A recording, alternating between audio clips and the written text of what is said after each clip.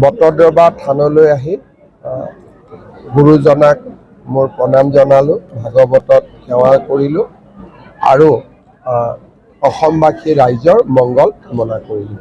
আমাৰ যি আৱিৰ্ভাৱ ক্ষেত্ৰ আছে, যোৱা কেইদিনমানৰ পৰা আমি দেখিছোঁ যে তাতে মানুহে সোমাইছে, বিভিন্ন ধৰণৰ সাজ পোছাক পিন্ধি তাৰ যিটো পবিত্ৰতা সেইটো অক্ষুণ্ণ ৰখাটো মানুহে বিচাৰে।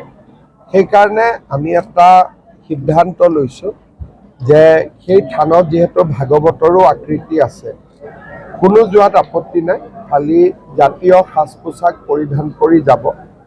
12 বছৰৰ তলৰ শিশুৰ কাৰণে মুকলি থাকিব, কিন্তু 12 বছৰৰ ওপৰত যিসকলে তাত যাব বিচাৰিব জাতীয় সাজ পোছাক পৰিধান কৰি যোৱাটো আমি বিচাৰিছোঁ।